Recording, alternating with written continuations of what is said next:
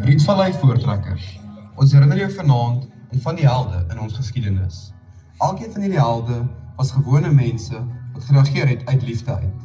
'n Liefde vir mense, 'n liefde vir taal, 'n liefde vir ons land en natuurlik 'n liefde vir God, aan wie alle eer en roem van elke oorwinning toekom. Morad Wolteman. Morad was 'n melkboer in die Kaap, toe hy op 1 Junie 1773 pos vir sy seun vat. Sy seun was ontplooi om 'n vasgevalde skip, die jonge Thomas se vrag op te pas. Die bemanning was nog op die skip. Morad en sy perd Vol het daardie dag 14 manne in die see gered.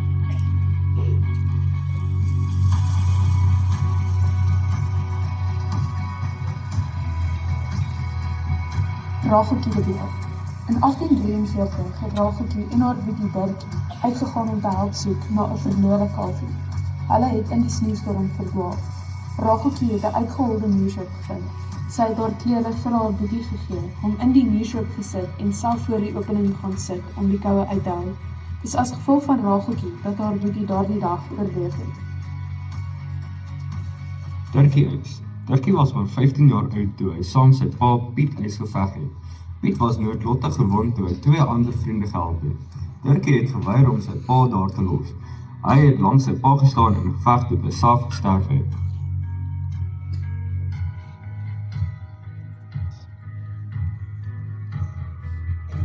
Helena Lotrie. Helena is 'n heldin omdat sy 'n man wat gewond was met haar wye rok weggesteek het. Die geweerkoels het deur haar rok gegaan en gaatjies gelos, maar nie een het haar getref nie. Die man het oorleef. Helena en haar boetie het ook daardie dag 33 gewere van die vyand bymekaar gemaak.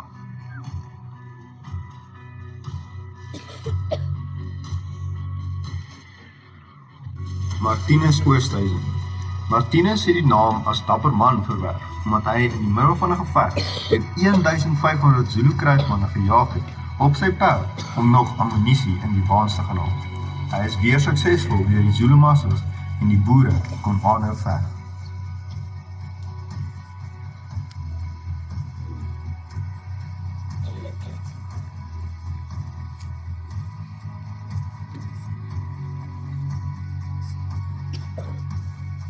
Jan van Kanne.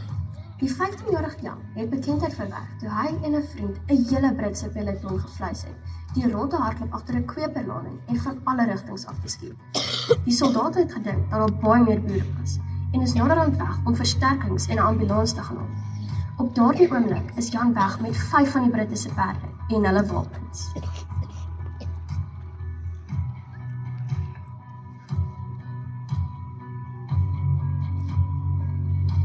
Danny Tron. Danny het die boere weermag gelei en in baie oorwinnings.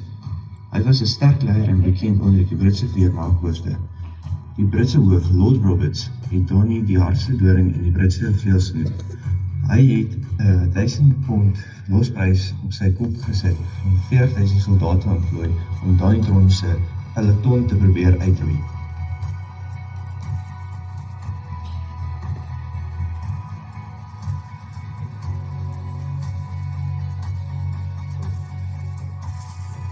Marie Koopman de Wet.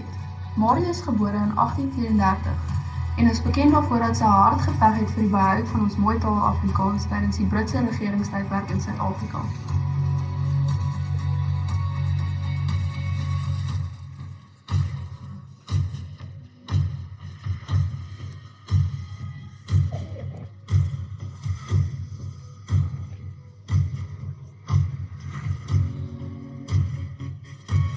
Japie Greiling. Japie was op 11-jarige ouderdom voor 'n 4-peloton geplaas. Dit was 'n Britse 4-peloton wat kaptein Seeley beveel het omdat Japie geweier het om te sê waarin die boere is. Seeley het uiteindelik Japie se hand geskud en vir hom gesê hy is die dapperste seun wat hy nog ontmoet het.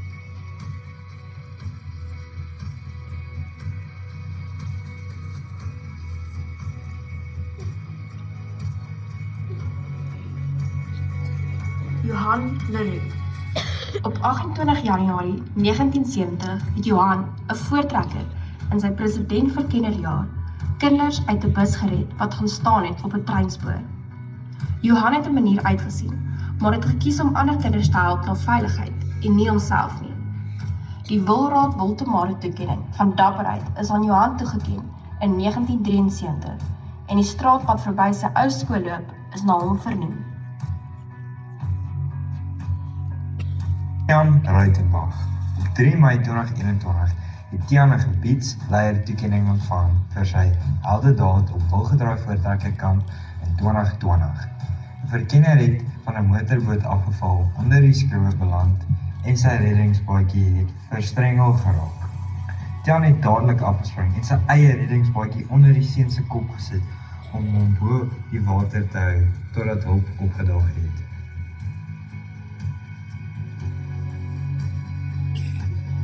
Sarel Silje. Sarel het saam met Andries Pretorius die voortrekkers gelei in 'n oorwinningsgeveg genaamd die Slag van Bloedrivier. Wat Sarel Silje 'n groot held gemaak het, is die gelofte waarin hy die voortrekkers gelei het. Die gebed is wat daardie dag 'n oorwinning gebring het. Die herdenking van 16 Desember help ons onthou dat die roem en die eer van oorwinning altyd aan God behoort.